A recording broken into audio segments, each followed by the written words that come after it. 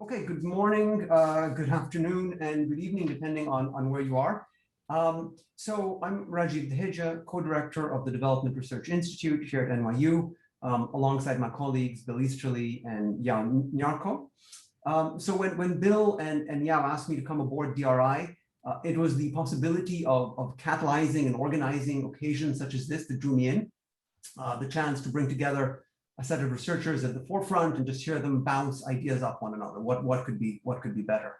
The fact that they happen to be colleagues that I've known and admired in some cases for more than 20. Actually, Eliana, I stopped counting at 25 in your case, but that's a pure bonus. This development dialogue is part of our annual conference that we do every year at DRI. But this year it's taking place alongside the annual research conference of the Bureau for Research and Economic Analysis of Development, known as BREAD. That conference is taking place Thursday through Saturday, and everyone who's on this stream is welcome to join the live stream for that conference. The details are on the DRI website, and we're going to push them into the chat in a minute or two. A couple of quick things before we start. I'll be very, very brief. The first, of course, very important, we couldn't have done this without DRI's tireless staff, Andrea Pepito, Nathan Chume, and Aditi Gupta. And of course, we have a whole set of graduate student volunteers who are keeping the back end going. Today, Zahin Haq. We're also appreciative of our funders, the Thomas W. Smith Foundation, who help us to keep all of these activities going. Just allow myself one small personal note, which is that, of course, our dialogue today is taking place in the shadow of a calamitous year for the world. As development economists, we're used to thinking of big challenges, but I think the last year has reshaped the scale of what we mean by that. And while it has been a global phenomenon, at least three of us on the screen today have sort of roots and family in India, and of course, all of us have colleagues and friends there. And there are a number of participants, many on the Zoom stream calling in from India. So I did want to acknowledge that what's happening in India at the moment is very much in all of our minds. While it's not the subject of today's dialogue, I suspect it will come up in various ways. So with that, let me turn the floor over to my friend and colleague Debraj, who will be our interlocutor for today. He will introduce the panelists and set the stage for today's conversation. Okay, thanks to all of you. Thanks, Rajiv. Hi, guys. Hi, everyone. On behalf of DRI and BREAD and Stevie Star Center at New York University, welcome to this conversation on directions in development.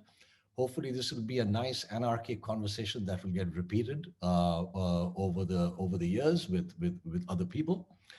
I was so excited to do this, especially around December when, COVID seemed to be kind of subsiding everywhere. And now I'm in a very different mood, just stressed out a little bit, thinking about friends and family at home. I know a lot of you from India are tuned in, and Nepal is also another very, big hotspot. So this is, it just doesn't feel, I guess it's never opportune, but especially now, it just doesn't feel very good. But I just want to tell the students and the young researchers out there that, there are good reasons to have this conversation, I think, anyway. For one thing, I don't think this sort of stuff should be allowed to consume us. We have to be able to think about other things in life, the important things in life for the long term. And secondly, I also firmly believe that this COVID crisis, especially as it's manifesting itself in developing countries, has as its base the topics that we want to talk about today: questions of economic inequality, questions of market connectedness, the differential ability of people to go online, the inadequacy of our health infrastructure, the lack of savings on the part of the population, the occasional callousness of government policies. All of these things are going to stay long after COVID has gone. And so this is probably just as good as time as any to talk about it. So I just want to introduce my wonderful panel here. By the way, I mean, these four guys are incredibly productive and creative people. But I happen to know several other people out there who are just as productive and creative. That's not, it's not, there's a large group of these individuals around. And I hope that we're going to see many more of them in the years to come in conversations like this. But I chose this four, and the reason I chose these four is because they happen to be, in a way, some of my favorite people in not just in development economics, but in the field of economics more generally. I've interacted with them as friend, as a colleague, as a co-editor, sometimes even as an advisor. Okay, so all of you will know who I'm referring to. And over the years, I've just grown to know and deeply, deeply admire your work.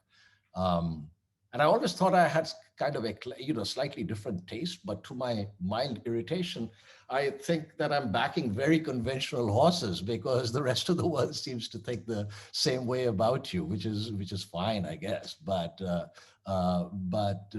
that's what it is. So without much ado, let me introduce you guys. So I'll start in no particular order. Let me introduce you first to Chris Udry, who is the Robert and Emily King Professor of Economics and co-director of the Global Poverty Research Lab at Northwestern University.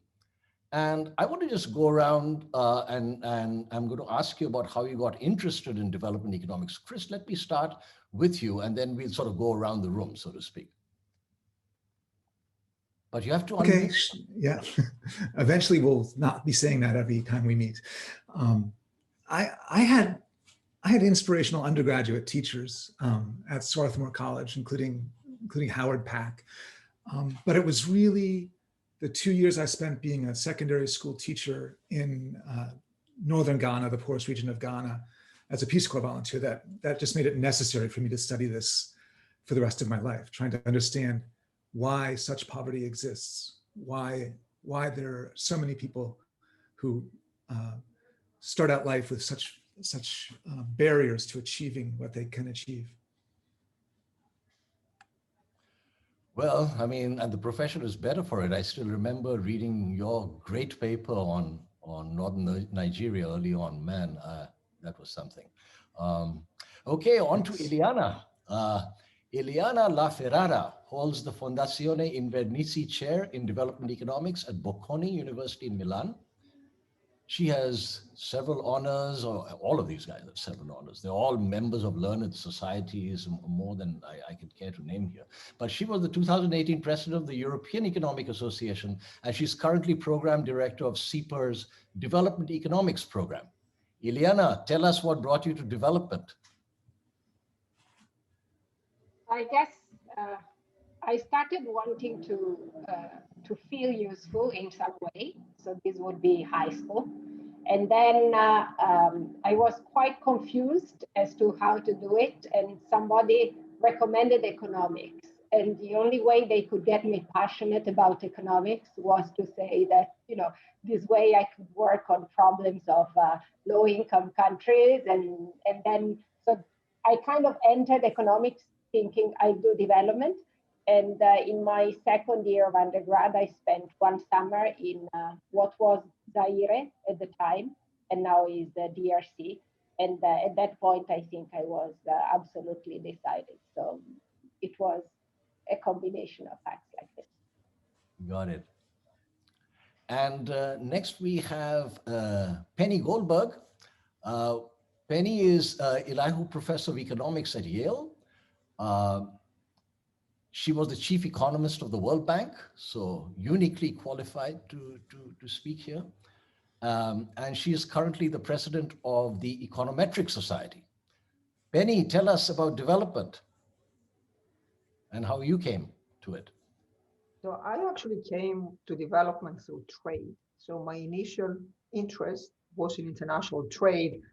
As you may know, I come from a very small country, Greece. And so for the small countries, trade was always viewed the key to their growth in wealth, to their development. So, and initially, my work was mostly on the US, on the US trade policy, on the conflict with Japan, and so on. And little by little, I moved to development. as developing countries started entering the world trading system. So the trade issues became much more important for developing countries. And needless to say, most important economic issues today play out in developing countries. So gradually I moved towards development. And I have to say during my time at the World Bank, I got even more interested in other issues that actually have very little to do with trade, but I think are important in development, for example, gender discrimination in developing countries and so on. Penny wears so many hats, I don't even know how she manages to fit them on at the same time. She was my colleague at the American Economic Review, where she did a fantastic job while doing all of these other stuff at the same time. Anyway, it's amazing. And finally, we have Abhijit Banerjee, Ford Foundation Professor of Economics at MIT, and a winner of a Nobel Prize 2019. Abhijit, tell us about development, how you came to be in it. Well, as you actually know very well, growing up in a household with two economists as parents and surrounded by, in a house that's at the edge of the biggest slum in Kolkata, it's a little bit hard to avoid sort of thinking about development. I would say what is more strange is that I didn't start by being a development economist. I should have, but somehow I got misguided by my bad instincts, and I tried to be a theorist for a while, and then kind of slid into development through the back door. Good instincts, I would say, good instincts. Doing some theory and then sliding in is not bad. I have heard of some other people who've done that. Okay, so that's you already know these guys, but I thought it would be nice to go around the room and talk a little bit about them. So the way I decided, we put some work into this. So I emailed my colleagues and I asked them to send me some thoughts on what they would like to talk about. And then I kind of collated the thoughts and I came out with 3 or 4 themes. And so depending on the amount of time, we'll stop early or go on depending on questions. So I'm going to sort of go around sort of each theme and have everybody talk about it. And then we might take questions as well. So the first one, I've sort of broadly given a title to growth and development in the wake of the pandemic. Okay, so that's the theme that I'd like to discuss. So I'll preface this from COVID, okay, where on everybody's mind is a sort of global health response for the next pandemic, preparedness, universal vaccines, jacking up the health sector, making sure all of that works. And these are all absolutely laudable goals, okay? But there's another, it's not really another goal, but it's another byproduct of COVID that people are talking less about. But I think it's on the minds of many businesses and entrepreneurs, which is that when the pandemic hit us, people realized what a strong reliance we have on labor, right? Just labor as a means of the physical availability of labor.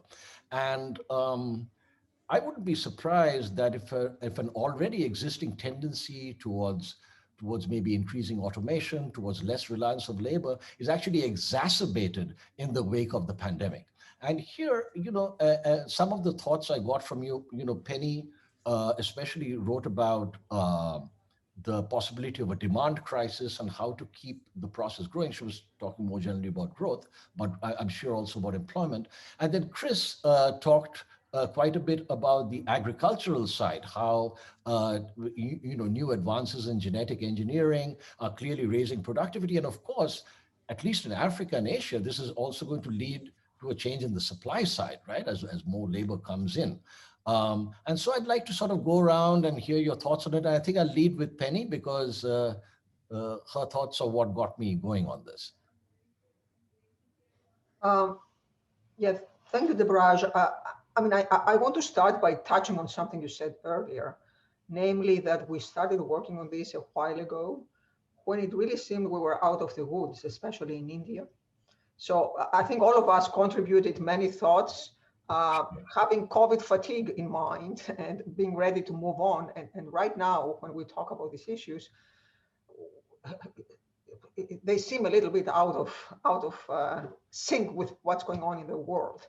That said, I do hope one day this will be over and we can come back to a more normal state of the world. And so what are the challenges there and how can this inform research?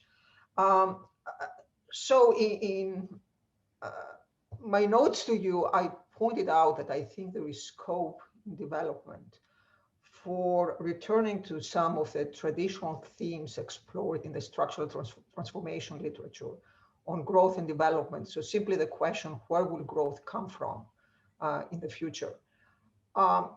So someone might object, this topic has been beaten to death. There is a huge literature on that. And my response would be that's true, but on the other hand, I think we're in a very different situation right now. And I think it would be productive for people to revisit some of these questions and answers from the point of view of the situation that developing countries find themselves now. I think COVID plays into that in the following way. COVID has affected not only developing countries, but also developed countries. And actually, until recently, someone might say the developed countries have been hit equally hard, if not harder. And what this means for developed countries, for rich countries, is they naturally prioritize their domestic needs. We see that very clearly in the United States, but also to a certain extent in Europe. So there is a tendency to turn inward, to focus domestically, to pursue nationalist policies. This is not just the result of COVID. It had started before, but I do think the COVID crisis has accelerated this trend. So what this means is, to me, is that in the past, the developing countries, many developing countries, especially in East Asia, were able to tap into the more lucrative markets of the world, especially the United States, in order to develop and grow. So I don't mean aid here, I don't mean receiving aid. I mean that they had access to the big market size of these more lucrative markets. And that to a certain extent influenced our thinking about the model of growth and development for these developing countries. So if I think about the traditional structural transformation literature, it emphasized this transition from an agrarian economy to industrialization, and from industrialization to the service sector.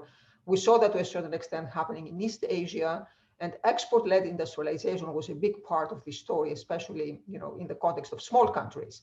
I think this model is under strain right now, not because of COVID. This had started before. It was under strain because of new technologies, because of automation, because of the emergence of robots, because of the backlash against globalization. Again, none of this is specific to COVID, but all this was reinforced by the recent crisis. So this traditional model is, in my view, under strain, and we hear terms such as premature deindustrialization for Africa, right? Or urbanization without industrialization, and so on. So against this background, there is this big question, I think, for many countries. So where is growth going to come from in the future, right? And right now, we may not be thinking about that because, as you pointed out, right now we are focused on the huge inequalities across countries, but also within countries in response and how to respond to the crisis. But eventually, we have to have some framework for thinking about these issues. And in my view, in the last few years, there has been a complete lack of a conceptual framework for thinking about these issues. So at the World Bank, when I was there, people will throw out ideas such as the key is the service sector. The services are going to be the new engine of growth, new technologies, big data, the gig economy. And all these things sound great, but I think what's missing is a framework for thinking about these issues in a systematic way. So exactly how will services bring us out of the current situation? Why will they be the engine of growth? What is specific to services? Mm-hmm. And so on. And I always thought this is an area where some more systematic thinking by academics, but also by other researchers could be very helpful. Very good. Okay. And of course, the other half of it is, of course, that this continued push out of agriculture. I mean, while this is getting completed in Latin America, this is in full flow in South Asia and Africa. And I was wondering, Chris, if you wanted to bring your thoughts to bear on that. Yeah, so I think Penny's got it exactly right, that understanding better this process of structural transformation in which people are moving out of agriculture into other sectors is a classic question of development economics. We've got, there's been work on it, but we certainly we're not close to an understanding of the process. You know, that transformation is underway. There's, when you work with people in villages, most people in the long run will not be in villages living on the land. And this transformation of people from working on farms to working elsewhere is central to the process of development. And so studying that process is something that we still need to do. The poverty that we see in rural parts of Africa is approximately caused by low productivity in agriculture. That we don't have technologies, we don't have inputs, we don't have markets such that people can achieve high labor productivity in agriculture. Part of the reason for that in Africa is the enormous heterogeneity that we see across space in farming. And as a consequence of that heterogeneity, we haven't seen the green revolution technologies that spread through South Asia and parts of East Asia and parts of Latin America contribute to reducing rural poverty. And this links into the what's going on with COVID, mostly through my hope that the genetic technologies that we've seen result in the vaccines that we've been able to use against COVID can also be used to speed up the transformation of agriculture. And so the spread of GMO crops and new CRISPR-Cas-edited varieties to speed up the process of adopting new technologies to local conditions is something that I feel will lead to rapid technological transformation in agriculture. At least this is my hope. Sorry, I'm getting a little bit lost there. However, there's really massive questions that we haven't even begun to study in this process of genetically modified organisms feeding into agricultural technologies. Problems of property rights, problems of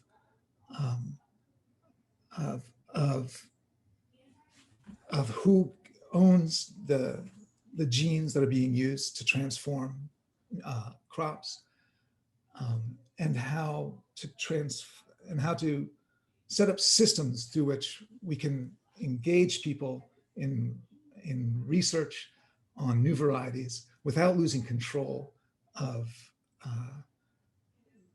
the potential externalities caused by genetic drift and Got it. yeah. So I'll pass for a moment and come back. Sorry. Yeah, no, before I go on to the rest of you guys, I just want to tell my audience, send in questions, okay? And I won't be able to get to all of them, but I'll be happy to ask our panelists. Now, don't send me general questions on why, you know, life is so unkind or what are we going to do with this government or that government, because I'm not going to bring up those questions, okay? But ask me something specific about the topic in hand and I'll be happy to do that. So at the moment where we are is we are talking about the shortfall on demand, on the demand side on the one hand, and on the other side, we're talking about an agrarian sector, which is going to keep rolling, right? As productivity increases, there's going to be labor pushing out. And it's this conjunction of two forces that we're talking about at the moment. There are many other aspects to it, but that's the broad, that's the broad theme here. Yeah, let me come back just for a second. Sure. It's the confluence of the supply and demand thing that's going on right now. And that is perhaps being accelerated by COVID, but that is an underlying process that's essential to the whole process of development. And that is that people, as agricultural productivity increases, people will also be released from agriculture. And we need to understand that process as how people make the move from agriculture to other sectors. Penny talked about premature deindustrialization in Africa. Our standard model is this flow of released labor from agriculture as agricultural productivity increases. into low wage manufacturing and exports, it's not so clear that that model holds. And this feeds back into what Penny was talking about. Great.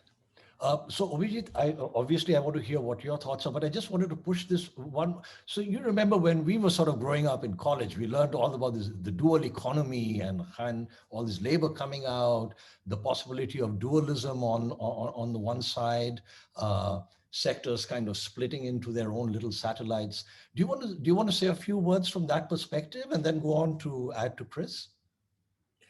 Yeah, I mean, I don't know whether, so I think actually find that perspective still very useful. Correct. In particular, I think that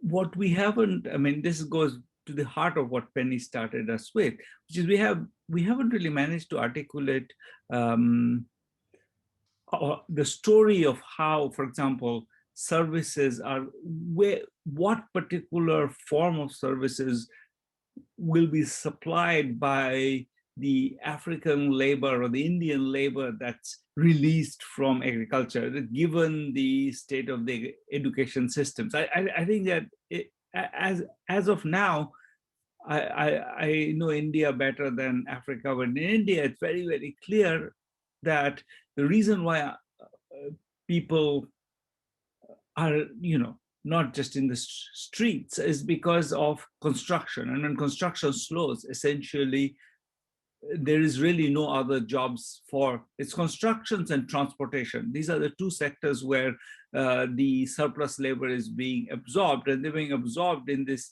And the dualism is between, I would say, transportation and construction and maybe brick making and agriculture are actually one piece. They're all of them are unregulated industries. And then there is the regulated industries where the wages are much higher, the conditions of work are much better, but there are no jobs there. And so we have dualism, but the dualism has sort of expanded to embrace that the non-agricultural sector, but it's very much still the dual economy in the sense that, the Harris Todaro insight that people are sort of waiting for jobs and will take a 10% probability of a much better job for instead of whatever they can get immediately. So and the result is that the measured unemployment rate in Uganda among youth is 60%.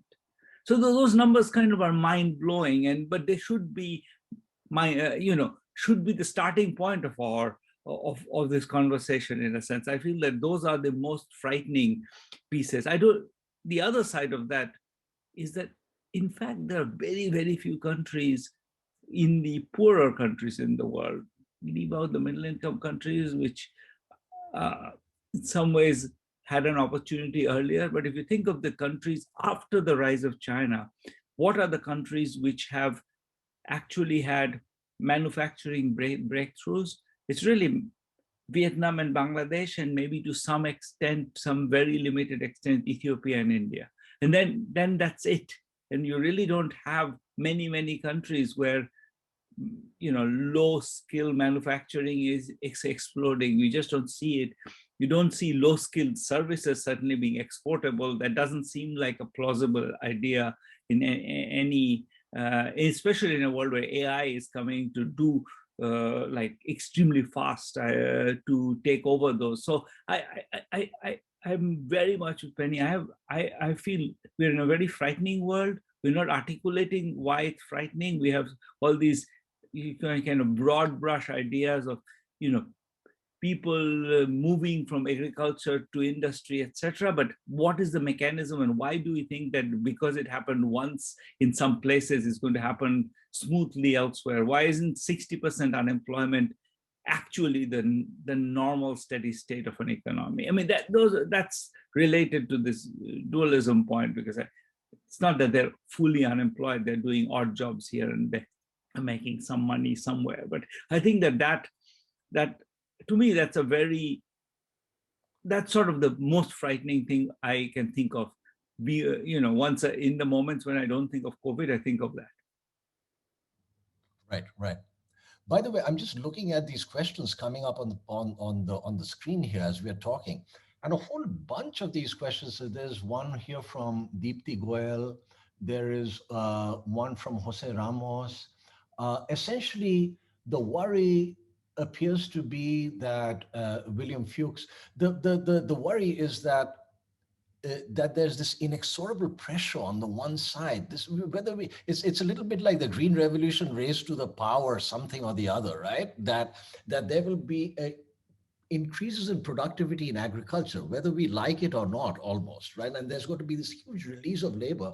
And a lot of these questions are about the political economy of that. What is it about markets that allow us to equilibrate these flows? And if it's not about markets that allows us to equilibrate these flows, then what's the variable that's going to close that system? It seems to me like that's a theme that's coming out in the questions here, and I think it's really important. Eliana, if you want to chime in on this, go for it. And otherwise, we can even continue with Chris and Penny and Abhijit on this. Sure. Well, maybe before we get to markets, there's something I wanted to add to what Abhijit was saying, and I think follows from this whole idea of the surplus labor, if you wish. That is, we should have been worried about this nonetheless. Okay, given the way growth is happening, that eventually there should be some way of employing people who, with automation and everything else, will become redundant, quote unquote.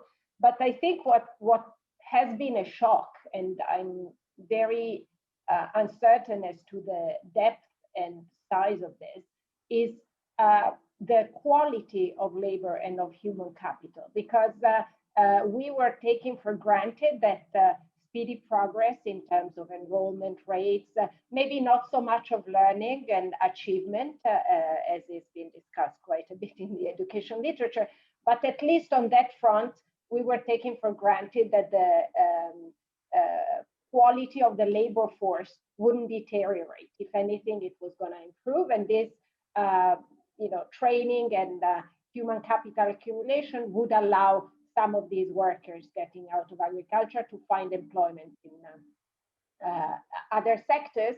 And what's happened with COVID is that we're taking years of steps back. There are people in some African countries now that have been out of school for an entire year. Okay, many are predicted not to go back, especially girls. There is an impact of this that's going to be on fertility, so there's a whole chunk of what we may call the labor force that's going to be in a much worse situation to face these constraints to demand than it would have been without COVID. And I think how we're going to deal with that is still very difficult to figure out. The government won't have budgets to invest into much higher education expenditures. I think we need to understand to what extent digital technologies can allow us to fill part of this gap. Are these the same digital technologies that will help farmers, for example, improve their agricultural practices?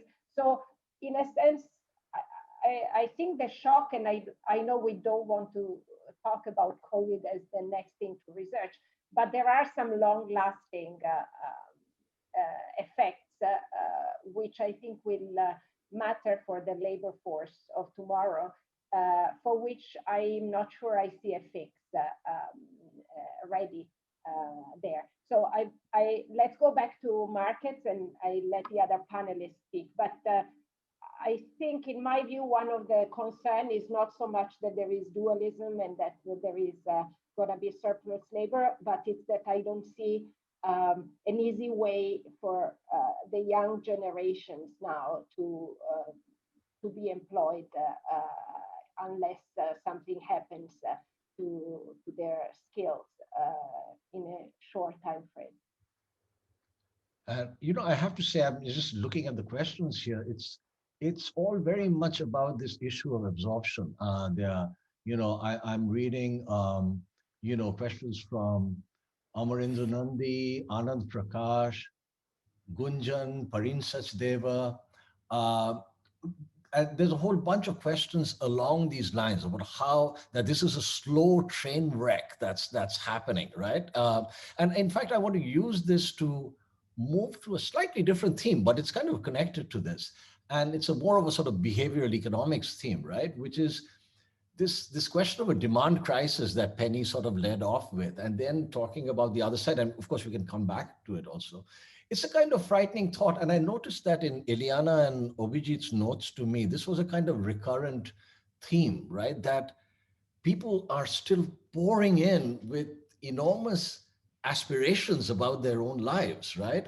Is there an innate balance? Is there something in the first fundamental theorem of welfare economics, something that we learned from traditional general equilibrium that will tell us that these hopes and dreams can actually be sustained through an appropriate process of market clearing? Now, of course, we all know that, equilibria are not Pareto optimal because they're externalities and, the usual stuff, right? But this seems to be something else, okay? This is almost, let me put it this way. Even if there are no externalities, the imbalances are so strong that if people have any sort of other regarding preferences in their minds, right, that the system is bound for a high state of tension and conflict. This is a different theorem from the first fundamental theorem of welfare economics. There's no obvious, there is I'm sure you look hard enough, there's an externality running through preferences, okay? But this notion of aspirations getting frustrated, and since it's a recurrent theme in Eliana's work, let me go back to Eliana. Why don't we start off on this behavioral theme, and then we'll go to Abhijit a little bit on this.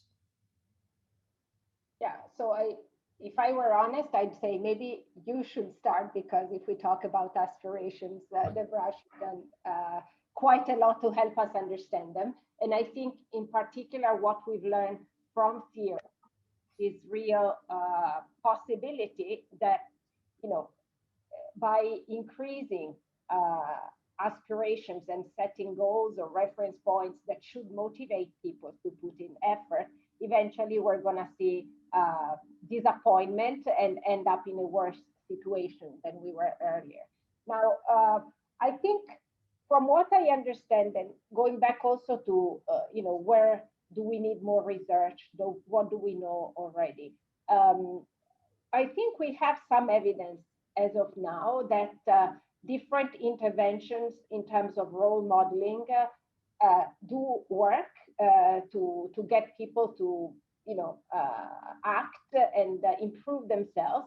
And these interventions can be in-person exposures to successful community members. In some cases, they are just exposure through the media, again, to people you could look up to. But I think there's less that we know in terms of the potential, negative side and backfiring.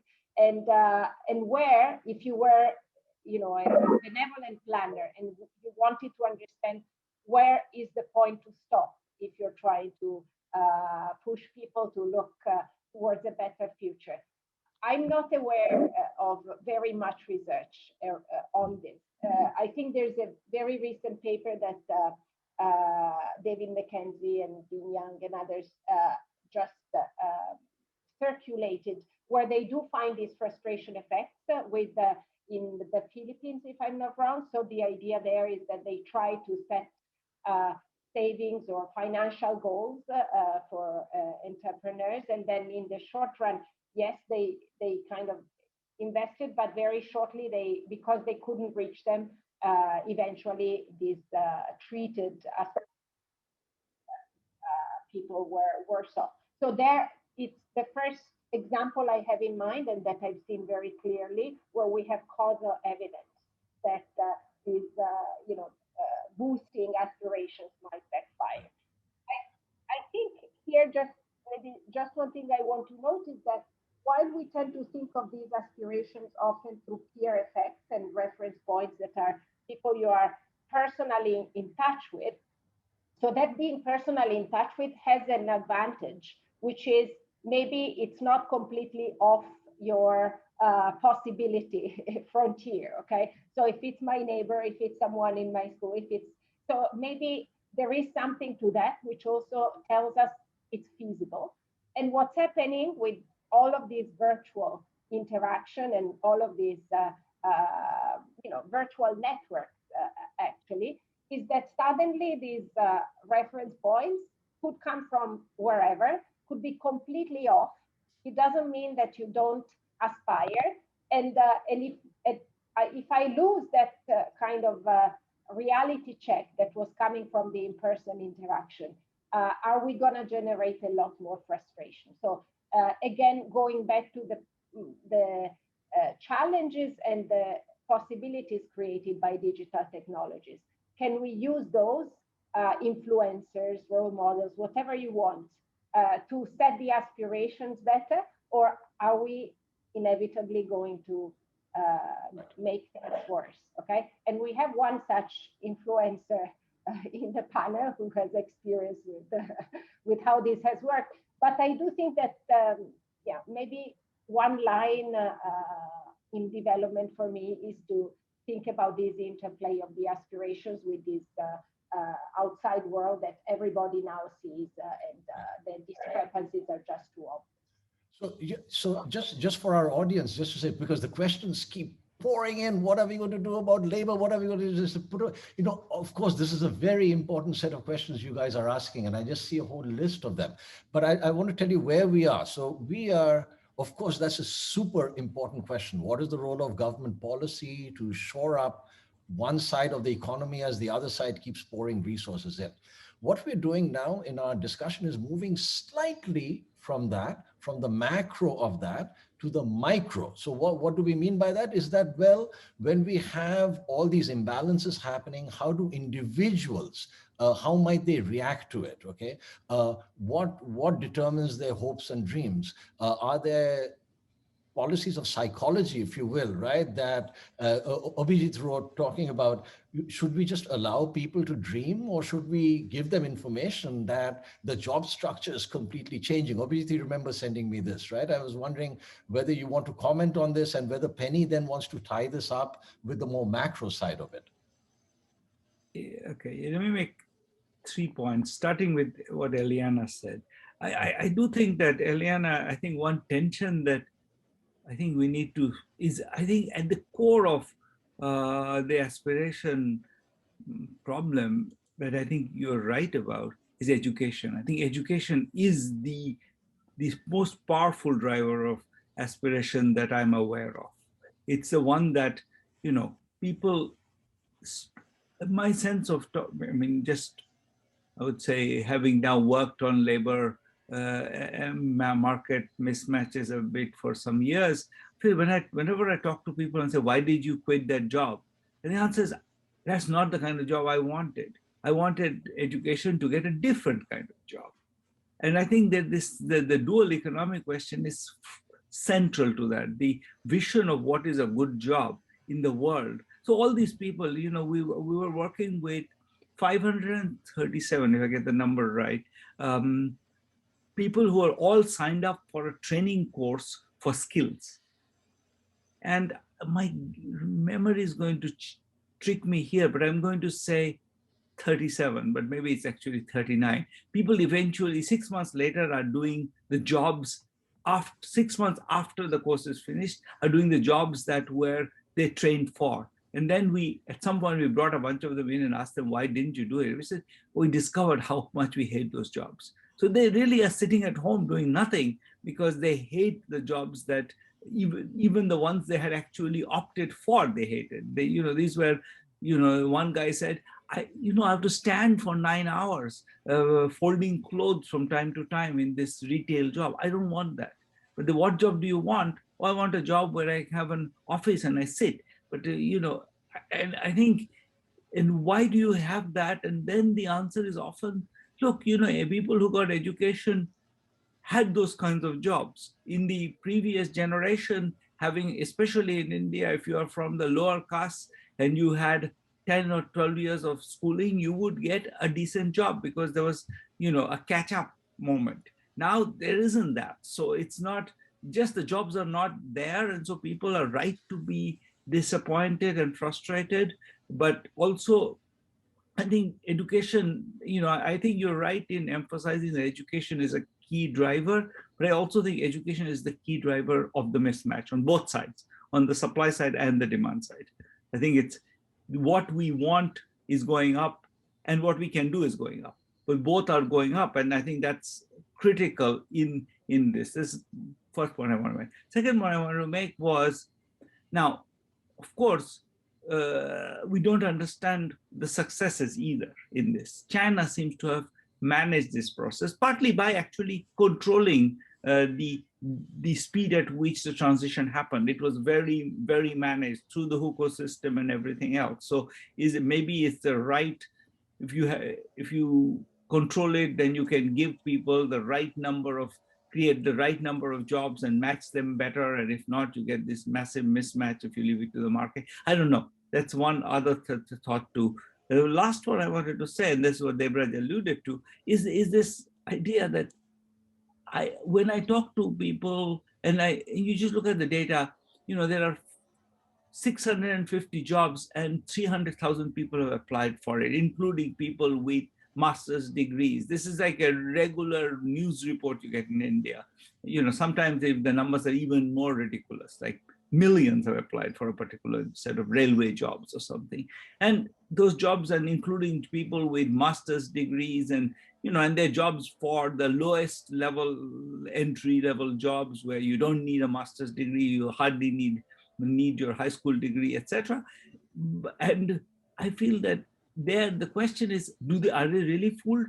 Do they really think they're all, this application process is worth it? Or is it the case that they just want to park the moment when they have to give up all their aspirations and agree to the 9-hour standing job? That's the only job that's available to them. And I don't know that, but if you take that question seriously, then you have to start worrying about whether giving information and providing role models of successes is a good thing or a bad thing. Are we destroying people's dreams, which they are the only things they can hold on to for now? And how much consumer sovereignty should we believe in? I mean, that's at the heart of this question. And I'm incredibly uncomfortable as someone who works on education. I'm extraordinarily uncomfortable about this thing. So this is not a, Eliana, this is not obviously I'm not disagreeing with you. I'm just making the point, expressing my own extreme discomfort with all the things that I see around and are kind of making my head hurt. Yeah, in fact, I wanted to go on to this theme more about the psychology, I don't know what to call it, for lack of a better phrase, the psychology of development processes.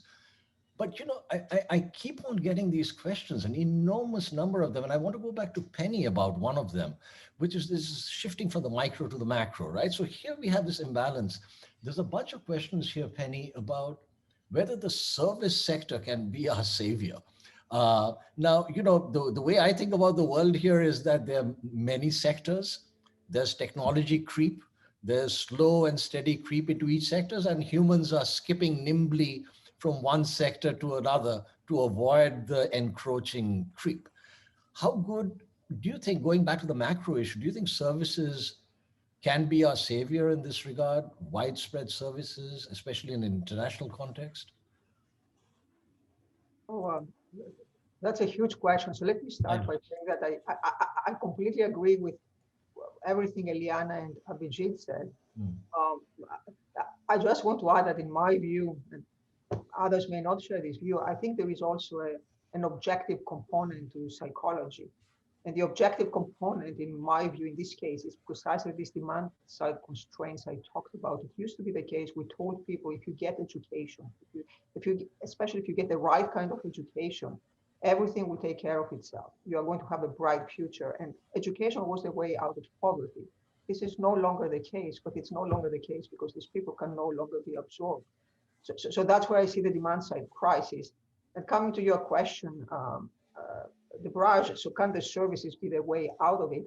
I mean, certainly in policy circles, the hope is on services. So in international trade, this is the new frontier because service trade is still very restricted. It's the one area where the barriers are still huge. There are good reasons for that because trade in services requires more than reducing tariffs. It requires what people call regulatory convergence. So different countries have to adopt similar regulations.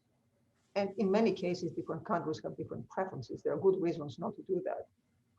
In environmental economics, people who care about the environment, about climate change, they embrace services because they tend to be clean. So everyone loves services, but precisely that's why I'm asking the question, how can services be the engine of growth? This is precisely, I think, the research question we should be pursuing. And so I have a few thoughts. I cannot say that I have the model or the answers, but I have a few thoughts of how this could work. So first, not all services are the same. There is enormous heterogeneity within services. We have services that are very low skill, part of hospitality, part of the hospitality sector fits this bill. But we also have services that are very skill intensive, data intensive, technology intensive. And to link it to the issues we talked about before on COVID, actually it's interesting that even during the COVID crisis, there are some service sectors that have been decimated, tourism, the hospitality industry. And then there is ICT and telecommunication services that have gone through the roof. So it's been very, very uneven. And when people talk, I think, about the growth in services, they mean everything, but not all services are the same. So I think one way perhaps to think about how services could contribute to growth is highlight those services that have exactly the same features we associated with the positive spillovers of industrialization. So skill-intensive services that require the adoption of an increasing returns to scale technology, and that have spillovers, that start a process of growth and development.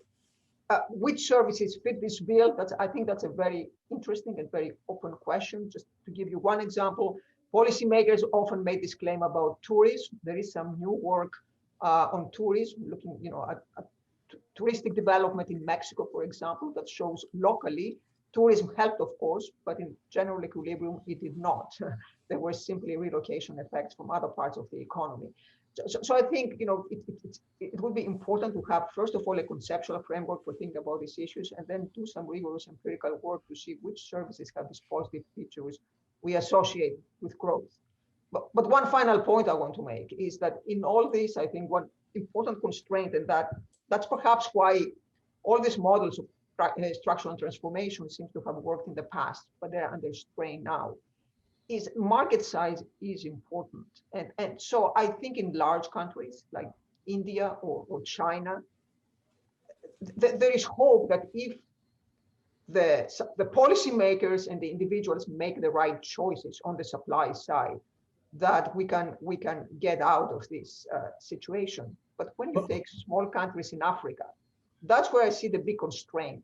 When you have countries like Uganda that Abhijit mentioned, or Mali or Niger that are very small, both in population and also in economic size, where the market size doesn't exist to support industrialization or services or whatever else you want to think about. And the Vietnams and the Bangladesh and Pakistan, they did rely on international trade.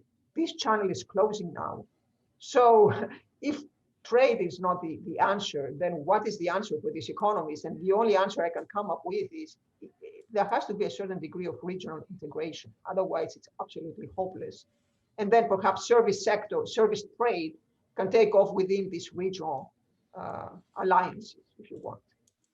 So Chris, I'd really like you to comment on that from your agrarian perspective, but also keep an eye on government policy for us a little bit. What's the role here? What's breaking down? What's not spontaneous?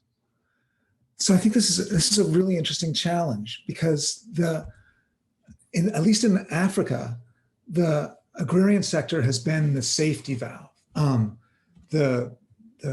The very informal, loose, collective types of land tenure made it possible so that when there were big waves of migration or big shocks that hit economies, the agrarian sector was there to absorb people, and people could always get land and could always go back to their home and get farms. So we saw this when Nigeria expelled 1 million Ghanaians in the early 1980s, and everyone was predicting enormous civil unrest. they were just absorbed back into the rural economies because of the flexibility of the local land tenure systems. And I think we're reaching the end of that, partly because of the mismatch between aspirations and what people want to do. They're not going to, if you've gotten educated and you can't get a job, the last thing you want to do is go and get a plot of land in your family's village. And so I think this is part of the reason behind the rise of, for example, Boko Haram, where you have a real mismatch between what people might want out of their lives and what's available to them.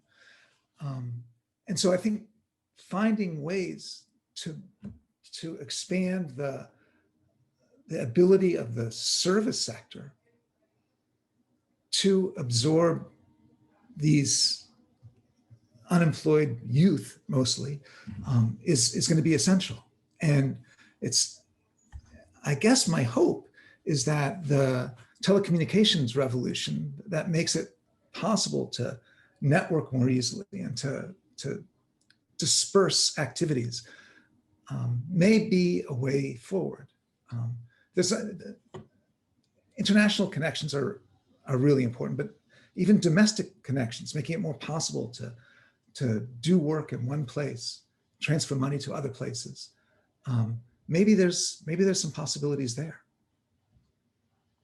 So, I was listening to you guys, especially Penny and Chris, on this. I was wondering, what role, for example, do non-homothetic preferences have to play in all of this? So does it require that as we grow in the world, that the composition of our demand has to constantly shift to new things where maybe machines haven't had that much of a chance to reach out and grab them?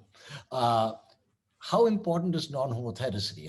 What evidence do we have of serious non-homotheticity that'll keep driving this process? It's a kind of dismal question, really, because it's sort of leading us straight to things like universal basic income or stuff like that otherwise, right? But so how much juice is there in the market? I want to push you guys a little bit more on that. And Eliana, feel free to chip in as well on this.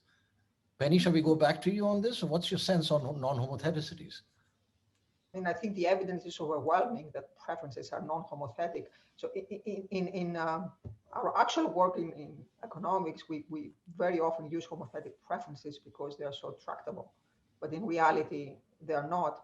That said, Debraj, I'm not sure this would solve the problem, because even if you think of services, in the meantime, it has become possible to also replace services by machines.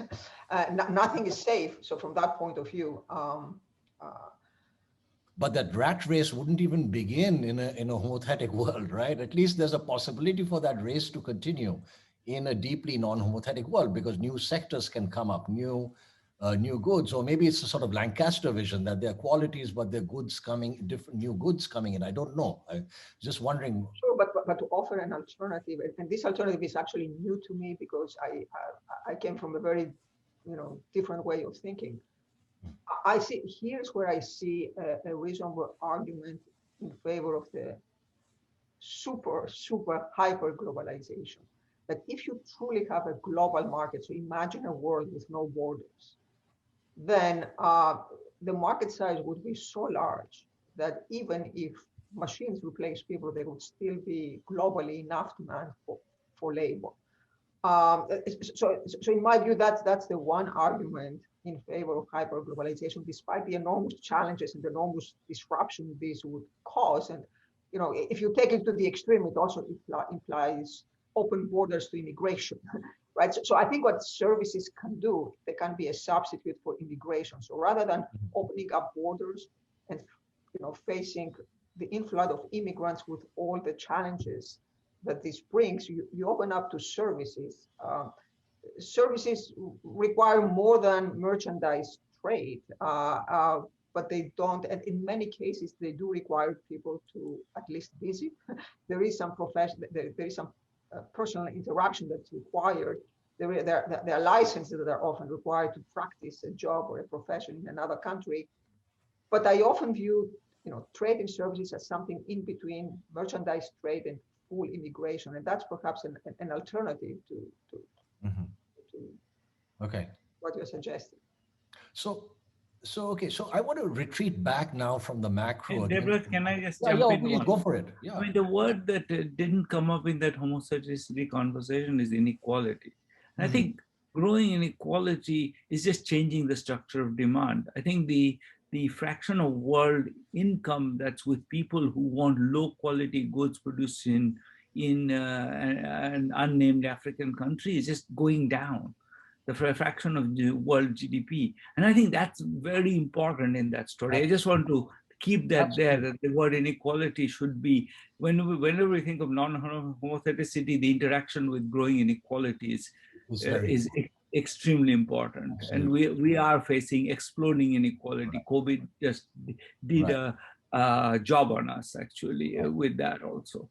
So I just want to leave that. Totally. So it's almost like a decomposability question. Imagine, look at the rich and look at what they demand. Look at who supplies those demands, right? Is that matrix decomposable? If that matrix becomes decomposable, we are back to dual economy in the truest sense of the word, right? So it's these cross channels of demand, I think, which are extremely important. That's what.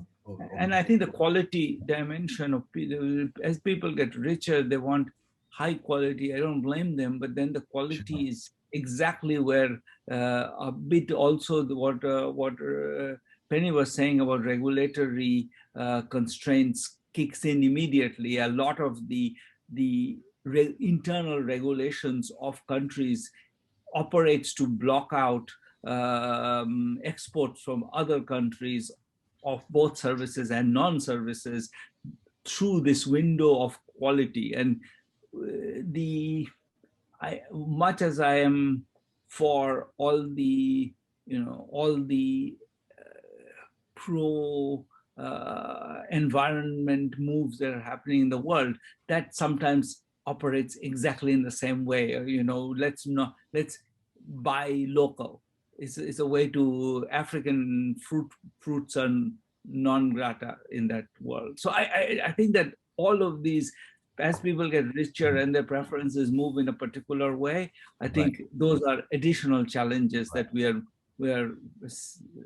I think they're looming, or they have loomed. Absolutely. Just to say, I couldn't agree more. The political economy plays into that too.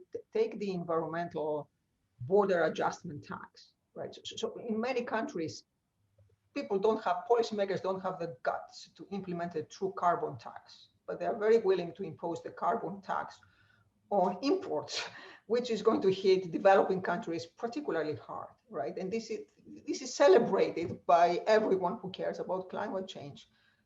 And that's one of the reasons that I'm really pessimistic about the demand side of the equation.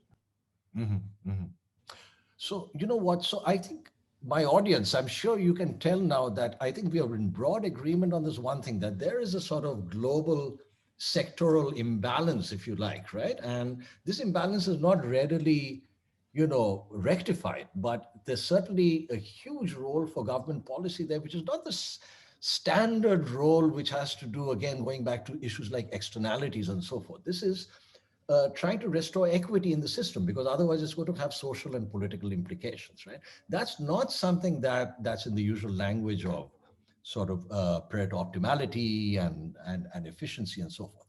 But I want to retreat from that, and I want to go back to a theme that Eliana has done a lot of work on, which is that in this unequal world, and going back to this sort of behavioral economics, right? So people see sort of role models around them.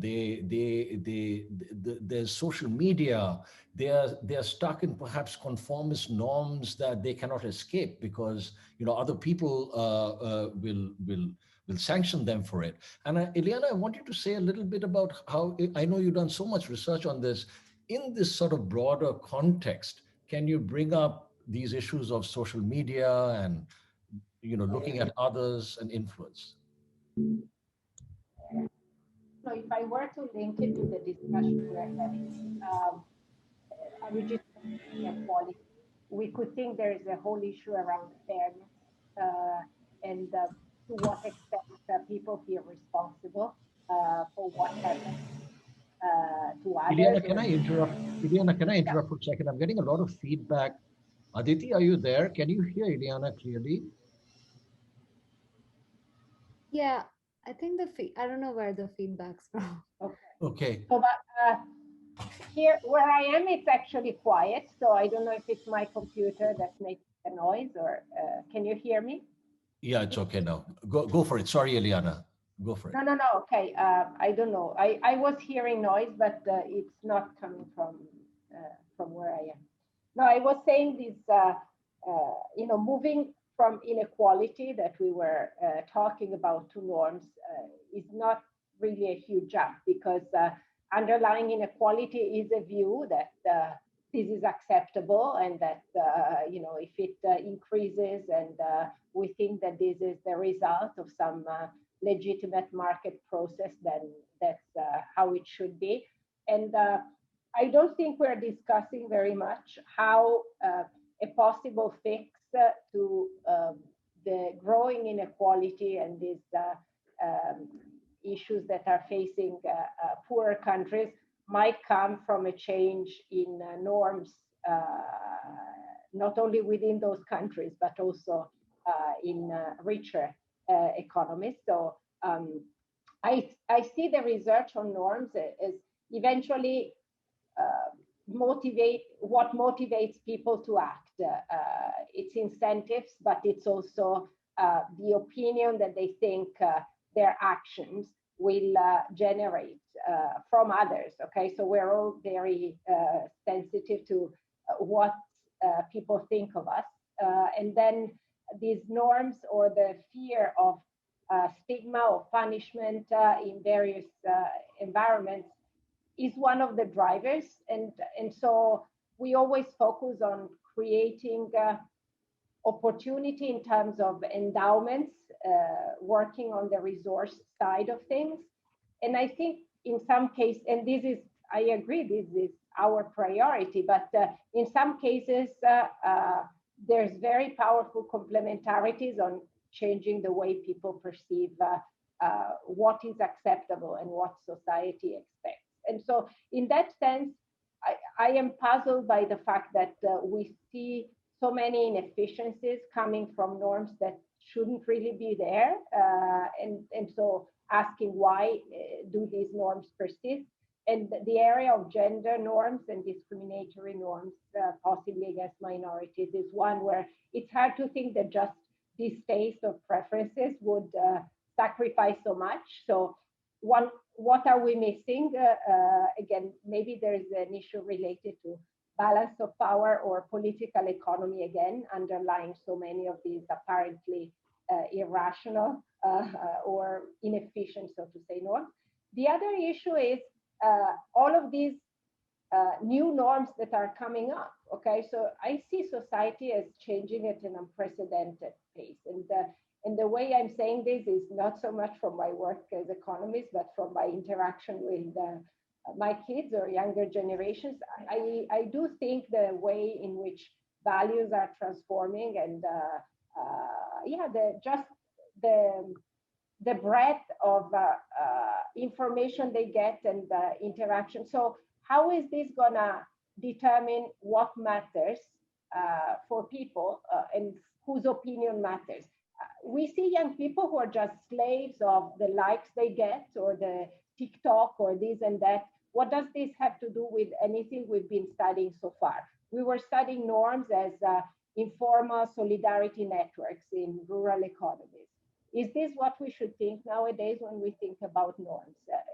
Again, I see a bit of disconnect from between what I live in the real experience of these new norms, and how my research and some of the element research has looked at this. And I'm asking, do we need a completely different framework or new tools to understand the norms that will prevail? Should we still think of smaller communities when we think about norms, or are we just going global in that dimension as well? And I do think that this norms question matters for the willingness to redistribute, for the willingness to allow people to move to across countries, integrate, and all of these things we are taking for granted when we talk about policy and globalization. There's a big element that's coming from people's attitudes and norms there that I believe is important. You're muted, Debraj. Yeah, I muted myself because of the echo thing. Yeah, so I want to come back to you about this when we talk about policy, and especially this notion of intermediate equilibria that you have, that we'll come back to. But what I wanted to ask is, how much, and I know this is a favorite theme of Abhijit's, which is how much of this so-called behavioral economics do we need to invoke in order to understand questions of inefficient norms, failure of cooperation. So for now, we all know from standard game theory that, you know, models of perfectly rational agents can account for things as disparate as a prisoner's dilemma, failure of cooperation. For none of this do we need to invoke that, you know, Tom Sargent, my colleague, keeps telling me, beware of economists bearing too many free parameters, right? And it's like bearing too many free parameters, you know, his notion of minimalism, Occam's razor would say, look, I can generate a lot of this stuff. But then Abhijit, I know in his work, has consistently talked about systematic biases in decision-making, stuff that's happening maybe at the individual level. Maybe there's a individual multiple selves going on, but leaving that out, at the individual level, there seems to be systematic departures. And I think that understanding this methodological question, that to understand questions of inefficient norms and so forth, do we really need to retreat to a behavioral agent, or can we stay in the world of so-called rational agents? I use that word with some trepidation. I wonder what Abhijit's views are on that matter. This is a minefield, but let me start by echoing something that Eliana said, which is, I feel that one of the things that you know, as economists, we are inclined to completely push our gut instinct is to push away from, then of course we embrace it in bits and pieces here and there, is this question of preference, just preference change in the most crudest way. And but if you think about the question of the sort of the world that Eliana was alluding to, which is the world of YouTube influencers. I mean, what else is going on there? I mean, there's no other conversation that's even relevant there. So it's at some level, you know, to treat it as information seems to me to be you know, treated that, you know, when you see somebody you know, whatever. I just watched a video on some young women who buy clothes, but they don't actually wear them because, you know, they get all excited about the clothes that they see by the influencers have. So, you know, in that world, I mean, to sort of, I don't feel that there is a useful way to think of that as information, that I got information that such clothes exist. I don't find that useful. So in that sense, I don't find Tom Sargent's framing useful at all. I think I think we happen to have created a set of parameters.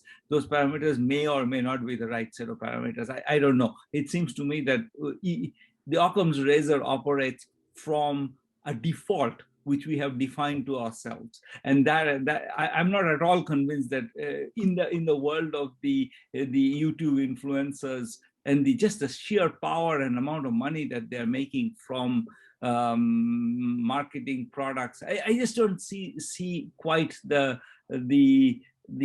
fundamentals of, you know, people are originally autonomous and maybe on very specific mutually useful ways they can interact their preferences. It seems to me, so I know maybe I'm going over, let me just say one last thing, which is that I think that in particular, I think I'm really concerned about the globalization of consumption. If you look at Indian media, one of the things that is recent but remarkable is you have on every newspaper, on the web page, you have pictures of attractive young women always, with the price of the bag they are carrying, with 100,000 rupee Prada bag or something written on the headline of that news.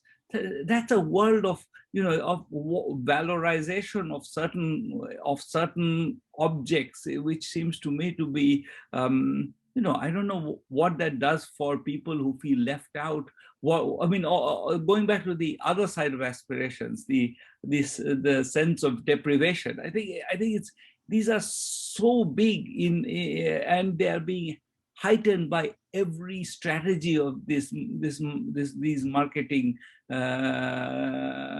operations. So I feel that with that I feel that I think this is such a massive phenomenon that you tell me that this is you can explain it by something else. I'm going to just ignore it and go on. No, I'm with you there, and I don't think Tom would either argue that. But we all know that Occam's razor is history dependent, right? So the history dependency of Occam's razor is that we started off with the Walrasian model, and Abhijit is saying, well, why should that have been our starting point? And just because it was our historical starting point, and then the conversation proceeds predictably, right? Then the other person is saying, well, what's the paradigm you're going to put in its place? Blah blah blah, and then the story continues. Okay, so just for the sake of, and I know that I'm not particularly able to provide that paradigm. No, I know, of course. So that's why I'm not even going to ask you that question, because it's an unfair question. We could have that conversation forever. But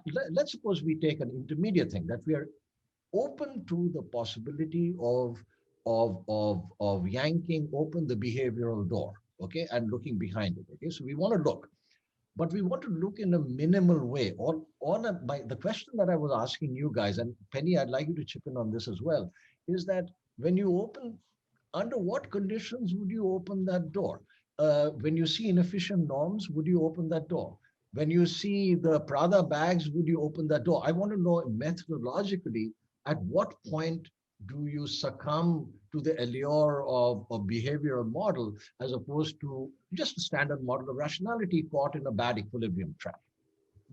I think it would be useful for our young researchers to think about that. Penny, you want to comment on that from your viewpoint? Yes, I mean, I actually have a clear view on this, believe it or not. And so my view is somewhere in the middle. So I think in principle, you can explain everything with traditional economics if you invoke heterogeneity in preferences. And I think this is important, and often, I mean, again, we saw it with COVID, a model with one parameter where everyone is the same, or there is one R naught for every community in the world, failed miserably. But you can do much better with these models if you allow for heterogeneity. And I think the same applies to economic modeling. And so if you take the extreme view of some macroeconomists that I build a model with one parameter, that to me, it may be parsimonious and elegant, but you're going to fail miserably in explaining many of the things we observe. You don't necessarily need to go all the way to behavioral economics.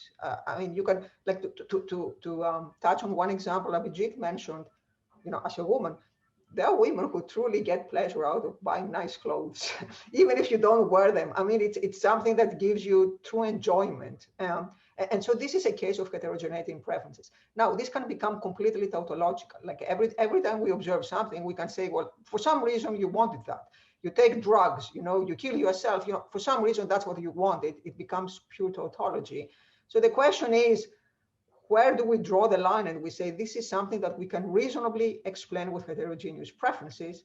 And what is something that goes beyond that, it's completely irrational. And by the way, preferences themselves are not exogenous, right? So they're influenced, and that's, all the issue, all the problems that we mentioned. So I think conceptually, I think I don't think one needs to take an extreme view or another, but I don't think we can have a purely sort of scientific answer to this. There is always some value judgment involved where we draw the line and we say this is reasonable. I think there is substantial evidence that there are many patterns, especially in financial markets, that you would really you would have to try very hard to explain them by invoking heterogeneity. It would be really hard. So I think there is a lot of evidence that these behavioral biases do matter. But coming back to something that Eliana said earlier, I mentioned that because this is something that has always fascinated me. What I find fascinating is the question of why norms change, and especially when they change very fast. because it's very easy for someone to get completely bleak and pessimistic. But, take smoking, for some reason, so the tobacco lobby was incredibly strong. There was a lot of evidence that smoking was bad for you. Somehow in the United States, we transitioned to a different norm where smoking has become almost illegal and people don't smoke anymore. Why was this change in the norms successful in this case, and why do we fail in so many other cases to change norms? Take the attitudes, let's say, towards homosexuality or towards women. I would say that in the United States, or let's say in urban United States, these attitudes changed dramatically in the last 5 to 6 years. Not over time, there was a huge change in the last 5 years. Why, and why now? And so I think, to me, it's a fascinating question, because it's also a question that may lead someone to optimism. If we could understand how we can change norms to something better, then I think this would give us tools to make the world a better place. And I don't think we have any understanding. Is it random? Is it completely random? I don't know. Right. So, Can I say one thing? Yes. Debraj? Sure. Eliana. Just to respond to Penny, I think I feel that one of the places where one of the premises that we take entirely as given in economics is the idea of complete preferences. And I think part of what is going on here is that people actually have multiple sets of conflicting preferences, yes, which makes it easier for some movements to happen sometimes. I think they're internally, they're not actually coherent. I think we assume people are internally coherent. I'm not, and I suspect many others are not either. So I suspect that part of the reason why change sometimes can happen is that I actually believe A and not A quite often. And when there is a particular push, I'm willing to go with A rather than not A. Whereas in other words, it's not this idea that I've aggregated all the possible impulses that go into A and into not A and decided A is better. I've sort of left that aggregation unrealized. And then therefore, at some point, a little push can move me one way or the other. It seems to me that's one of the places where I don't like the basic, our economist approach to preferences is that a very basic premise of completeness. And Debraj, yes, Eliana, I'm going to go to you right now for an extended. But I need to say something to Penny about smoking, because this is really the paper that I wish I had written and I haven't managed to. So Italy, as everybody knows, is a country where people take laws and regulations with some creativity, okay? So this is a country where you put, you make seat belts compulsory and they start sending t-shirts with a black stripe, okay? The day after the law against smoking in public places was passed, you couldn't see a cigarette in any bar, any restaurant, nothing, okay? So I couldn't believe that all of Italy, north, south, everywhere, one day to the next, people stop smoking in public places. And I always thought, if I could understand how it happened, I would solve the problems of, of my country, and I haven't. So this is a call for whoever is out there. I think there is a real secret in understanding these success examples or these transitions, as Penny mentioned. And I'd love for someone to get there. Sorry for the budging in. In fact, I was in Milan on the last day in a bar when smoking was allowed, and people were smoking like there was no tomorrow, and indeed there wasn't. So, Chris, I wanted to get your thoughts on this, because again, you have been also brought up in this eminent general equilibrium sort of tradition, And I want to know, when you would open that door, would you be quick to open the door? I mean, I think of a couple of your papers, one on crop choice within the family between men and women, right? Where systematic differences in crop choice. And it's such a brilliant paper. If you guys haven't read it, I recommend that you read it. And starts with an anomaly, and apparently a behavioral anomaly, right? But then can be potentially explained in terms of household bargaining and setting up threat points and so forth. So Chris, how would you, because you're so interested in these sorts of questions, how would you methodologically approach them? So I think that Eliana's research program of trying to understand how norms are formed, how they stick, how they change, is really important. And I think a lot of the times it can be explained through standard economic tools and along the lines that Penny was talking about. That add a little bit of heterogeneity, people with different preferences. I like the idea that there are incomplete preferences, that people's preferences change, that there are behavioral biases. But I also like the idea that fundamentally, there's a lot of commonalities that humans have, that pretty much everybody wants their kids to grow up healthy and strong. Pretty much everybody wants to have enough food to eat. Pretty much everybody wants to have a job that's fulfilling. And I think for many of the questions that we care most about, that's enough. Of course, it's not really true about anybody that they've got complete transitive preferences that are well defined, and then they're operating in an equilibrium that corresponds to a Nash equilibrium, for example. But that's often enough, actually, to understand the main forces behind what's going on. And we can see that in all of our work, that the main forces really do correspond to standard economic models put into context with imperfect information or incomplete contracting or externalities. And understanding that can give us a lot of insights. But then there's other instances, for example, interactions within the family, where very often the behavioral, the emotional, the non-rational really rise to the fore. And at that point, it's foolish to hold on to it because of some principle.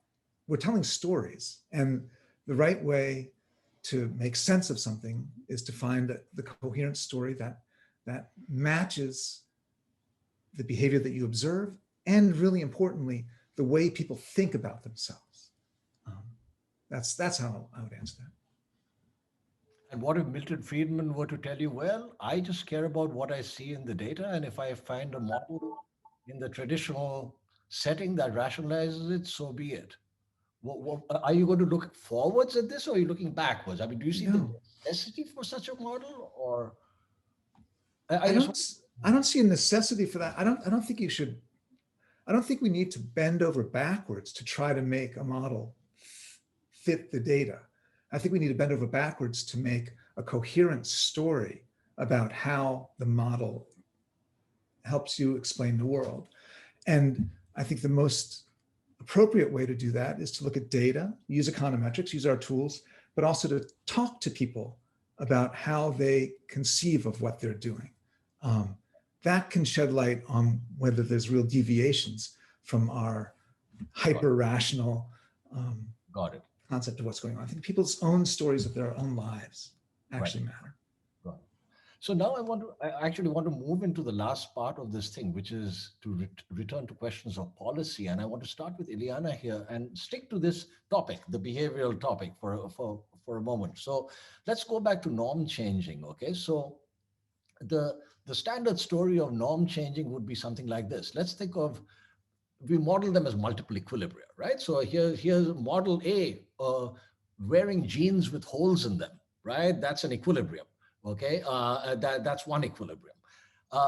Model B, moving to one sector or another, a network sector or another. That's mathematically, they look the same. Multiple equilibria, there's an unstable equilibrium in between, and okay. Yet the model of fashions, and this is sort of related to your question about cigarettes, right? The model of fashions is highly mutable. One day people are seeing jeans with holes in them, the next day you're not, right? Whereas the other model, which looks mathematically the same, right? Everybody's in sector A rather than sector B. Oh no, that one moves very slowly, right?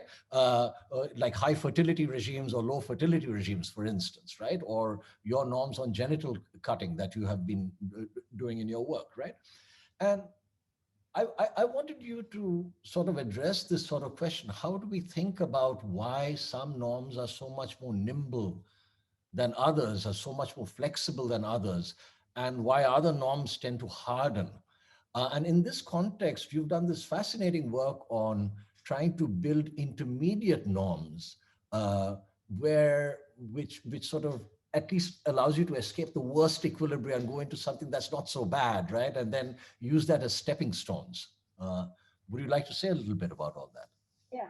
So let me start actually from the first example you gave about fashions versus other norms. Why is it that fashion can change so frequently?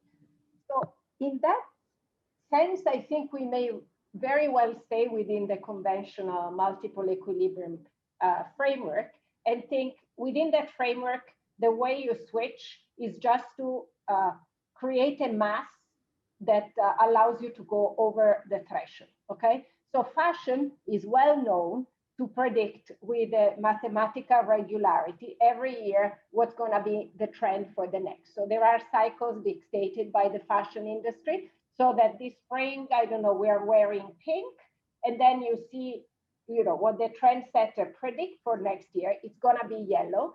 So I don't need much imagination. I can say that everyone around me next year will have yellow and I switch, okay? So I think one explanation for why that particular switching happens so often is that there is a very clear coordination device, which are what these people in the fashion industry create twice a year in certain parts of the world, and then it's broadcast. If you think about other stuff, maybe there is no obvious coordination device or moment in time where people will predict that the new norm is not A but B. Okay, so what you were mentioning earlier, which because I talked to you about it and tried to think if it was even a sensible idea, was one where instead of saying A and B are the two alternatives, you say, I really dislike A, so that's why so far I've never even considered of getting close to that. Give the example that you have on genital cutting, so that people The understand. example I've been working on, and these questions came precisely because I'm doing work with some co-authors on this norm of female genital cutting in Africa, every organization and every advocacy group and everything calls for abandonment because it's really a pretty harmful thing from a health perspective, if only. And then it doesn't get abandoned, okay? And so just when discussing with policymakers or the NGO that we were working with, we thought of, well, maybe instead of just ban it altogether, we are in a country, which was at the time Somalia, that has different types of cutting. One is terrible, that's the infibulation. And there's one that is, still not ideal, but at least doesn't have all those consequences. Should we maybe, instead of running a campaign against all forms, try to steer people away from the worst type, okay? And of course, they weren't willing to do it on human rights grounds, but I started asking from an efficiency standpoint, if you just want to ease the transition, is that a good idea or not, okay? And so it turns out that theory tells you it's not obvious that it's a good idea, because the good idea comes from the fact that, okay, people who weren't willing to go for zero find the intermediate type more appealing, so they might take that first step, okay? But precisely because now the costs associated with this intermediate action are lower, eventually you might be very comfortable staying there, okay? So it could become an absorbing state.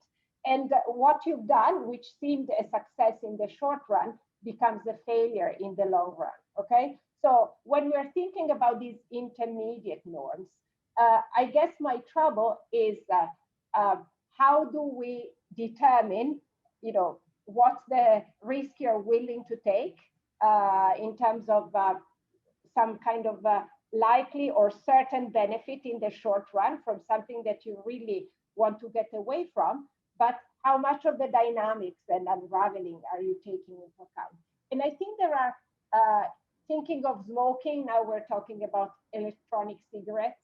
You know, is it easier for someone to get stuck with e-cigarettes for forever, and maybe they would have quit smoking?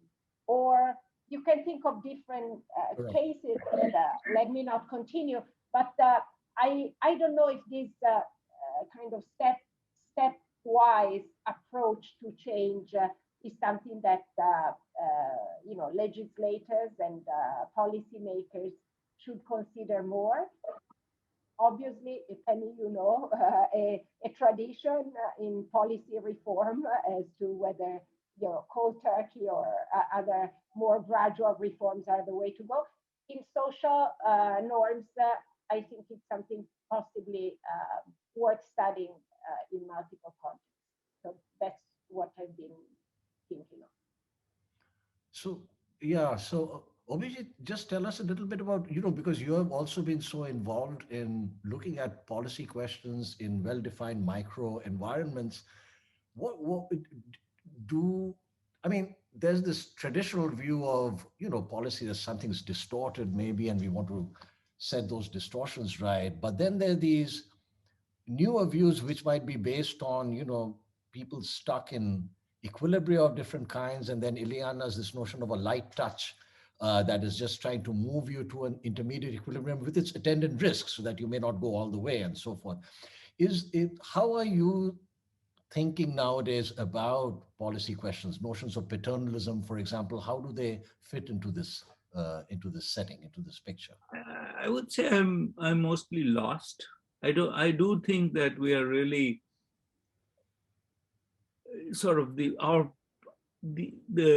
if you take the idea that people's preferences somehow are coherent and to be respected, a lot of the work we do, for example, on COVID, on, you know, trying to get people to do this and that, you always worry that it's not that you are giving them information, you're just kind of telling them that they should do this, and maybe you're actually trying to change their preferences. And I don't know that, I think we give ourselves a fig leaf of information. And that's why I was making the point before about the fact that information, even in the where people have dreams, giving them information can actually be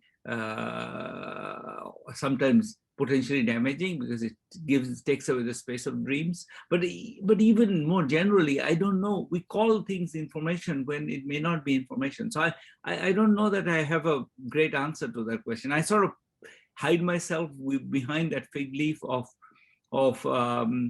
information. I'm just giving people information. I'm just telling them the social norm. In the work that we did with Eliana, what we were trying to do, it didn't succeed. It's tell people, look, other people have these views, and you know, and we saw that as information. But if you thought that actually people have value in conformity, then the welfare interpretation of that intervention is very different.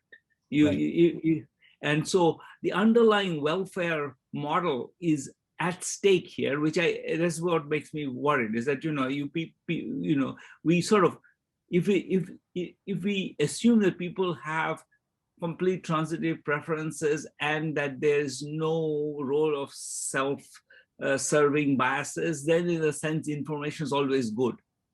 You can do, your option set gets richer, you know, unless there's some strategic interaction or something where you want to make a commitment by not having information. But otherwise, in most cases, we think information is good.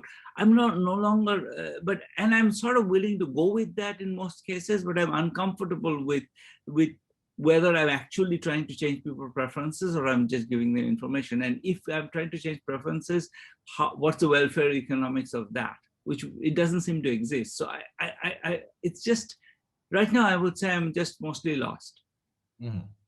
Well, there is this whole literature, of course, on, let's say, Bayesian persuasion, for example, where I may be able to try to push you on something, and our preferences disagree, and then I might want to distort or hide information or commit. But that's still whatever you are willing to, you are able to filter that out, and there is certain amount of information you get. That's why you move. So it's still all fine. It's when you get into this question of whether or not when we try to get people to immunize their children, is this information, is it really that we are creating telling them, implying that there's a norm of such behavior and that they should conform to it even if they don't want to, and maybe we're not telling the truth about the norm. There's a whole set of issues there which get into the depths of welfare economics and the most murky depths. I want you to tell us a little bit, like, what's your view, and Penny especially because of her role at the World Bank, what's the view on paternalism? Is it really, are we correcting externalities? Are we imposing our preferences? What are we doing when we do this sort of, let's say, conditionalities in policy, for instance? What's the policy make? How is the policymaker thinking? I don't have the foggiest clue. Abhijit is saying he's lost. Penny, are you fine? No, I'm here. Yeah. So firstly, so I do think that the way aid works, the way development policy institutions disperse aid is very paternalistic. There is no question about that. In my view, there is a big deal. There are cases where one can provide information. So, for example, when it comes to vaccinations, you could potentially tell people this is what the vaccine does. I would actually make the presence of externalities clear. And I actually believe people are smarter than policymakers give them credit for. Sometimes we think they may not be able to understand certain concepts, but this is because we use very fancy terminology. But this idea that, if everyone around you is vaccinated, you are not at risk, people get it. That's why they refuse to get vaccinated. So often, I do believe there are behavioral biases, but I do believe people are also capable of understanding certain things. So in my view, it's helpful to give them objective information so that you have long-term credibility. These strategies of scaring them to death, saying you are going to die, as it happened with COVID, there were all these reports, you are 15 years old and healthy, but you can still die. You can. Everyone can. I can walk outside and I can die. I can be hit by a car. But the risks are different. And I think you are more credible if you present the risks in a very objective manner and then make it explicit. You are doing that for the social good. You don't necessarily have to use the term externalities, but actually you can explain to a young person, if we continue like that, you will never be able to go out or have a party or do anything else. And if you want to go back to your normal life, then you better get vaccinated. It's an easier way to convince people. So I think there are cases where this information helps, and that would be my preferences, and being objective and totally forthcoming. But I think there are also cases where it's a matter of values. So if someone doesn't believe fundamentally men and women are equal, if there are people who believe women are not human beings, right, there is no amount of information that is going to convince them otherwise, right? And then it's a matter of paternalism, and there I will also, I'm sorry, but I will claim that there are certain values that I endorse, including the fact that humans are humans, no matter, what their gender or skin color or ethnicity and so on are. And I am ready to impose those values. There are very few of those, but they are fundamental. And I think we should be willing to impose those on others. I don't believe in complete and total relativism, but I think this is, again, an issue of belief and not an issue of economic science. I mean, Got it. It's okay. So, you know what? I just noticed it's 11:15 already, and we've been chatting away. So I think we should bring this to a close. But before I do that, I want to sort of go around the room once more, just for closing words. But I want to start with Chris, and I want to take a question from here because this is something I've been dying to ask Chris. The question here is from Preetha Gopanal, is saying, seems like economists need to partner with anthropologists. The twain rarely meet, but they should. And I noticed from your notes these very, we've already been to medical science and back. Now it's the time to go into more serious ethnographic participatory research. And you talk about it in the notes to me. And I wonder whether you want to say something on that and start closing up with those words. Yeah, actually, it fits in with your question about paternalism to Penny. In a way, much of development economics can be looked at as a very paternalistic field with people from my background, for example, writing about people living in rural northern Nigeria. I think that anthropologists have shown us that you can learn a lot by engaging more directly with people who are the subject of your research. And I think that in a very deep way, I and many of my colleagues have really missed out on that. My research agenda is pretty much set from inside me and from all of you people. My research agenda has not been set as much by the people who I write about. I haven't really let ideas for what I'm going to work on bubble up from the people I talk to in villages. And I think that's a mistake. I think I've probably missed out on a lot of opportunities from not listening enough to people who are living the lives that I'm writing about. And I think there's a lot for us to learn from anthropologists, geographers, other writers, novelists, from engaging more deeply in people's lives and getting ideas generated from what people were writing about. And that would obviously be a lot easier if people we were writing about were actually doing the writing. And so this is really a call for inclusion from people who grew up in developing country backgrounds to be more a part of our discipline and our work. So I find that very uplifting, but what would you tell somebody who's a young researcher starting out? Look at our profession. Our profession is not geared to this sort of stuff, right? It's not like, oh, come on over, we'll publish you in the AER right away, right? I mean, for this, right? So yeah, this is not good career advice. It's not good career advice, is it?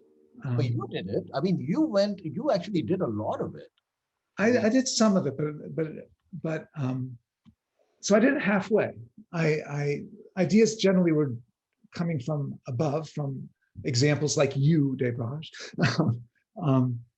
that were generating the ideas. And I did talk to people, and I get a lot of my insights do come from talking to people. So that helps.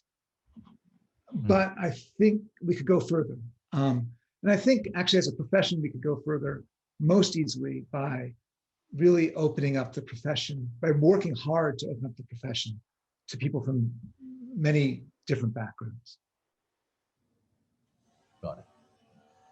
So let me keep going around here. Eliana, would you like to either add to that, or would you like to tell us some bottom line that you want us to take away from all this? I completely subscribe to what Chris said, and I think if he feels that he fell short of it, I should be at step zero, because the one thing I remember as a grad student was that there was this myth of someone who had moved his own family to Ghana for 1 year, and so to me that seemed pretty serious in terms of getting engaged on the field, and no, but maybe there's one thing for me to try and wrap my head around this conversation. That is, I loved the ideas and everything, but then again, if I think of a grad student who's asking, what does this matter for my training or for my future career choices? So are we saying that because we've talked a lot about behavioral biases, people should get training in psychology? Are we saying that they should get training in anthropology, that they should spend extended periods longer than we typically do to monitor our projects in the field? So what are we saying? And then why do we keep measuring the success of this field of development economics with this incremental one paper published metric, which is, is this how we're being useful to policy? And again, I shouldn't say this because here there are on this panel people who really change the way policy is done in development, but somehow I'd like to see you who are better than me taking at least one step in the direction of practical implementation of these ideas. So what do we do next? So I'm throwing the ball back at you and everyone else, Debraj. But if we could give some also practical steps now, I would find it very useful. Abhijit, catch the ball. Give us practical steps. I actually think I have for almost never make this claim, but in this particular case, I do think that I think where Chris, I don't agree with you. I think it would be nice to include. I would absolutely, totally want to include people from many more backgrounds, but I think our pedagogy in economics is so powerful and deadening that unless we change the pedagogy, I don't think we're going to get there. I really think we have to start by rethinking what. That's why I keep talking about this the Occam's razor and the basic model, because I think that training deadens us to all these possibilities of what is good research. It's all these are framed by that. So I do feel that we need to start by, if we want to implement this, we have to start by changing pedagogy. I think the way we teach economics from the beginning is to sort of drill people to start from a particular place and value certain forms of complexity and not others, and what is interesting. All of these things are kind of drilled into students, and until we change that, we're going to not change very much. That's all the more to say, Chris. The reason why I'm such a huge admirer of yours is because you somehow managed to liberate yourself in a world which wasn't at all, happy for you to do that. You managed to do it, and there are people like you, of course, who are remarkable, and but I do feel that most of us, we're just trapped by the pedagogy we imbue. Right. So here I am looking at the questions as you guys are talking, and we're getting scolded right and left. Like, why don't you guys take some more lessons from anthropology and sociology? Why are you reinventing the wheel? Getting scolded in the nicest possible way, I think. And here's one comment. It says, for me, the big takeaway from this discussion, this is from Sheetal Bharat, is how young your discipline still is. For someone who likes to teach it at the undergraduate level, like me, that's a good realization. I need to keep my eyes and ears open beyond the standard text. I think this is good stuff, but I'm going to still give Penny the last word on it, because I want this tension to remain at the end of the conversation, that whether we just let the floodgates open, start a new pedagogy, are we stuck in our old ways? Penny, what do you think? First, I think it's sort of funny that Chris brought this up, because Chris is the one person who actually early on, before it was fashionable, made the connections to other fields, went to developing countries, did field work. And I'm saying that because I do think that people do more and more of this today. Yes. I don't think things, partly thanks to people like you, but I think this does exist. And also, as someone who came to development late from trade, development is so much broader in terms of the methodologies people embrace, the approaches they take, the questions that they tackle than any other field. So while you are also critical, I think actually development is in a pretty good place. But the final thought I have, and I think this is inspired by my experience at the World Bank. So when I went to the World Bank, I was eager for some policy experience, and I embraced it. And then after a few months there, I was just yearning to see an equation, or a theory paper. And often when you talk to the people there, and I'm not talking so much about the people in DEC, the research department, who are very much like us, but you talk to the policymakers, And you think, just like it was very good for me to be in policy for some time, it would have been so good for them to leave policy for some time and be in an environment where there is a more structured, even if it's more narrow, more structured thinking. So my conclusion, I think, first, it would be to those of us who can do it. I think it's a great experience to go back and forth between policy, not necessarily change our training, but to have this back and forth. More generally, I think in a country like the United States, it would be great if great academics were involved in policy. This is not always the case, and I will even say not anymore. Once upon a time it was. In other countries, there is a much closer connection. But I do think that this academic training, this structured thinking that's emphasized in economics, I think this is very helpful when you approach policy questions, as long as you are humble and you understand your limitations. So, Penny, you have spoken my mind. But I think this was really, by the way, I want to give you a little metric on this. When we are at the end of our conversation, by the way, anybody want to say anything else? Abhijit, famous last words, Eliana, Chris? That will be okay. So I just want to say that little metric that when we started off, we had close to 600 participants.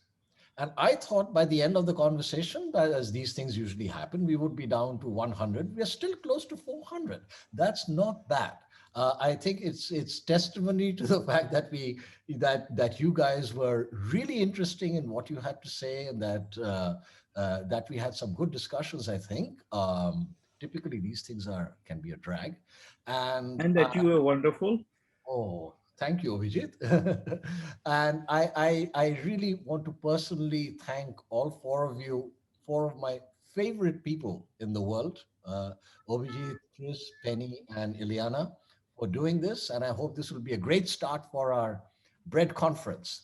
So to my audience, I think that everybody here expects you to announce the next date of the Debraj show, because yes. inaugurated today, right? Right. I just want to tell the audience that I know there was a bunch of questions, but you know, these guys, my panelists just kept moving, and I tried to fit in some of the questions. I'm sorry if I didn't do a great job with it, but we'll keep improving. So thank you all again. That was great, and goodbye for now, and see you at the conference. Thank you so much, Debraj. Thank you, everybody. Bye-bye. thank you very much. Thank you, everyone. Bye. Bye.